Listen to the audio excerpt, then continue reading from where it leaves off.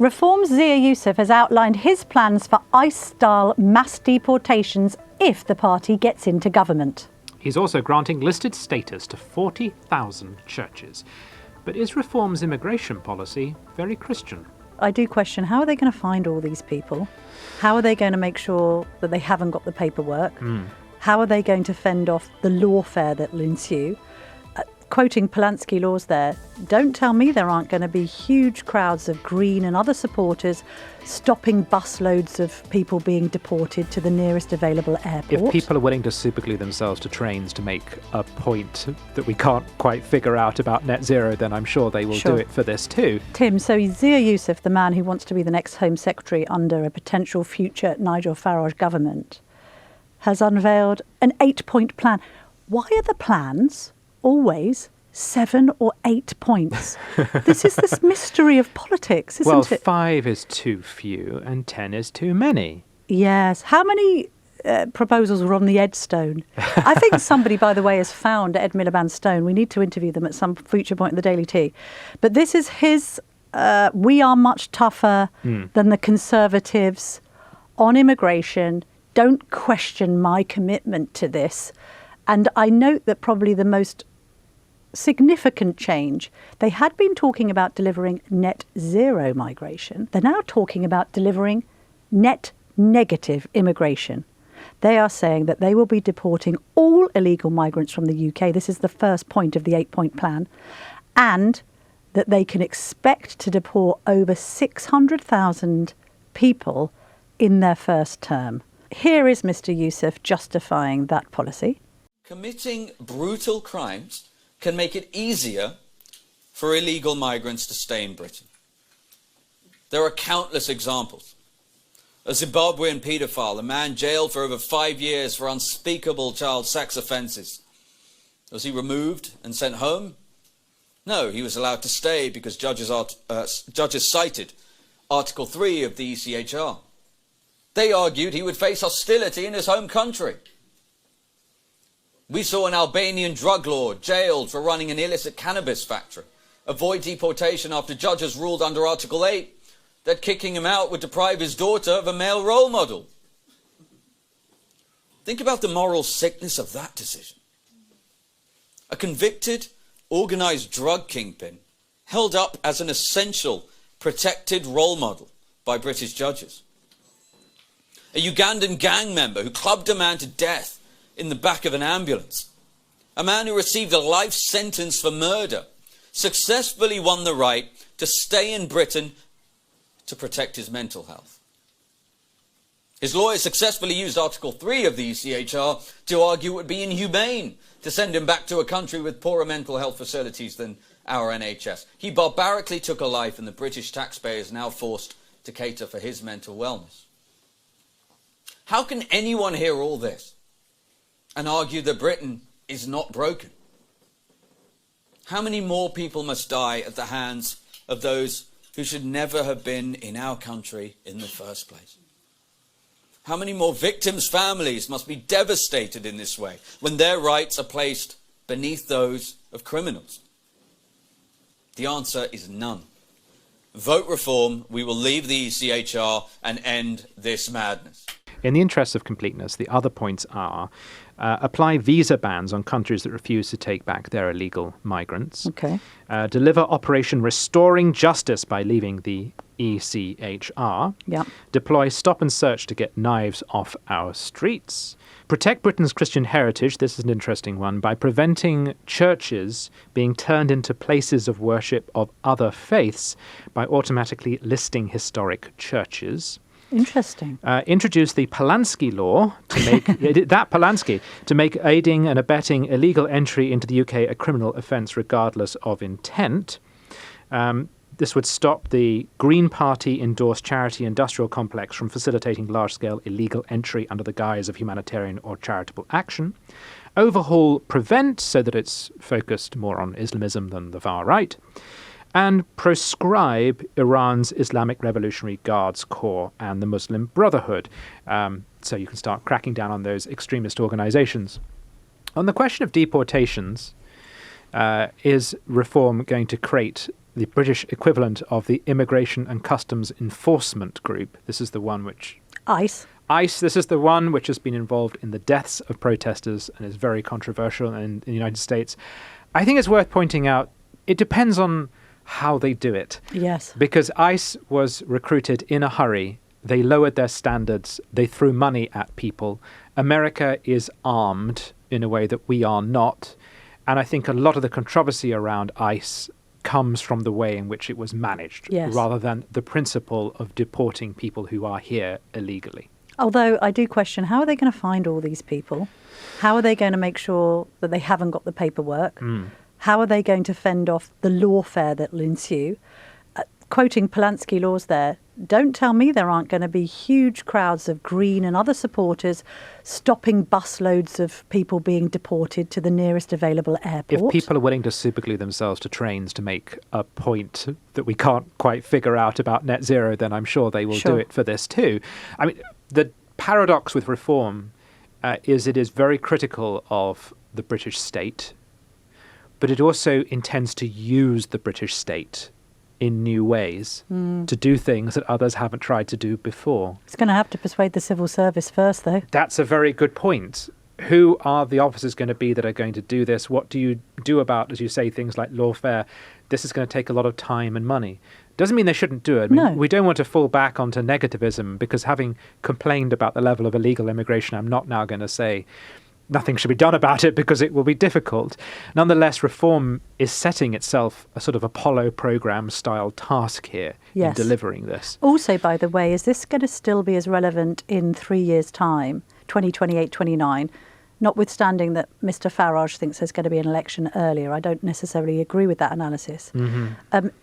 Well, by then, immigration will have naturally come down, because, hey, where else can it go from that record high of 945,000 in 2022? But it's falling down to the level that everyone said was unacceptable about 10 years ago. So it is down, but it's not out yet.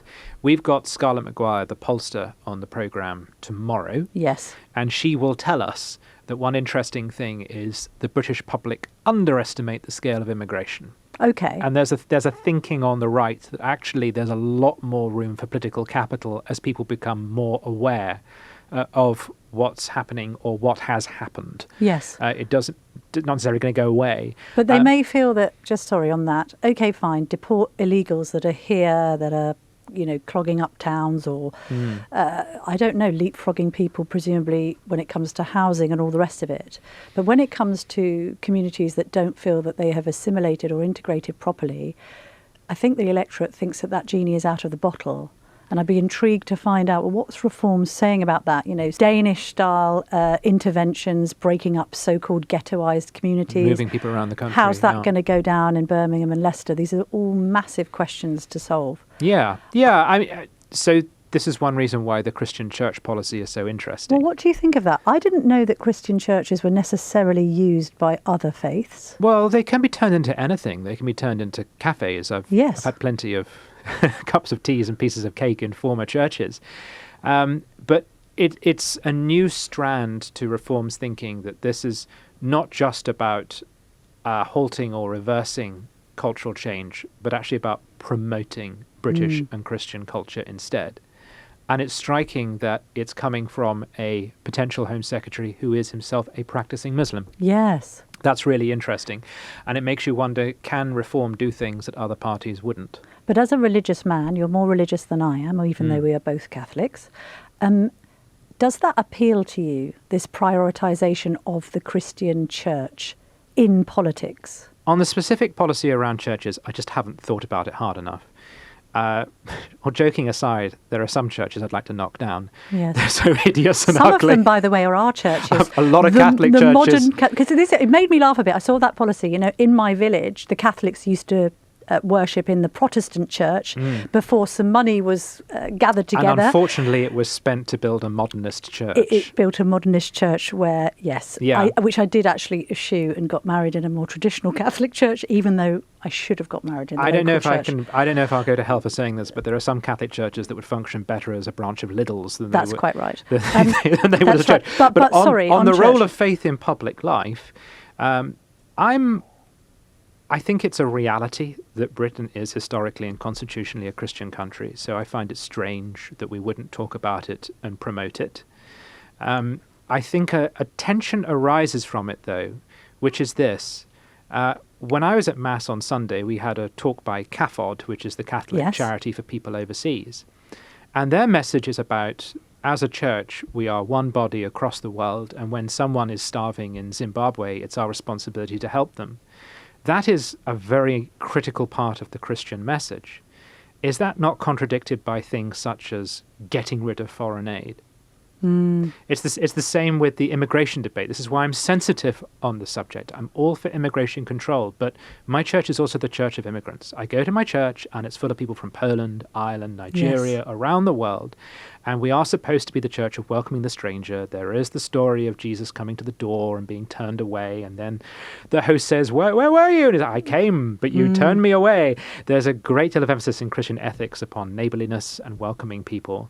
So if you're going to play this card, I think it's natural in British life because we are Christian. I welcome it if we have a more faith-infused politics, in the same way I welcome faith being more present in the public sphere. But it does raise questions about where the right's going. Also, on immigration. If you did want to be, I'm sounding slightly airy-fairy now, and I shall start playing Kumbaya on an acoustic guitar in just a moment. But say if you wanted to bridge the gap between Muslims and Jews in this country, and let's be honest, tensions have been high since October the 7th, you could therefore argue where better to do it than on the neutral territory of a Christian church or a Catholic church. Therefore, are they saying this because they are objecting? They see that if other faith groups use churches, that it denigrates Christianity in this country. Because actually, churches can be used to bring people together. I guess what they're saying is that it is about saying this historical territory will not be lost. It's that sacrosanct. If you have a community which within 10 years completely demographically changes, you cannot just take over or claim this sacred spot, but instead it will remain forever as a legacy of the Christian culture that was there before. So I guess it's partly about that, to which some Christians will reply, Christianity is not about bricks and mortar. I mean, it is, by the way. Buildings are very important to Catholics. The layout of the church is important. It is where the body of Christ is stored. It has a sacramental context. But also faith is a living, breathing thing. It's something which is supposed to happen in everyday life and is very human and tangible. And there is always a bit of a risk if it becomes a question of heritage and architecture that you perhaps distract from the spirit of Christianity. I don't know. I may well start to sound like a big woolly liberal, but my point is that I am politically small c conservative, but there are elements of my faith which contradict that and rub against it, and I have to listen to both. Politicians don't have to do that. Yeah. But no, it's just interesting, isn't it, to observe that this whole faith, family and flag theme appears in a immigration speech outside the White Cliffs of Dover. I just think we should note that and keep an eye on this reform lean into, I would say, J.D. Vancian politics. I'm all for it if it's about saying being British is not just about making money, that we have a history and a culture here that we are proud of and we want to promote. And politics generally attracts people who have scant appreciation of culture. There's a lot of debate at the moment online about whether or not politicians should be compelled to read Anthony Trollope. I'm not sure I would force anyone to do that. I can't stand Trollope. But it does feel a bit like we are governed by people who are dead from the neck up, who have no culture and no hinterland whatsoever. And so I'm all for challenging that. I am.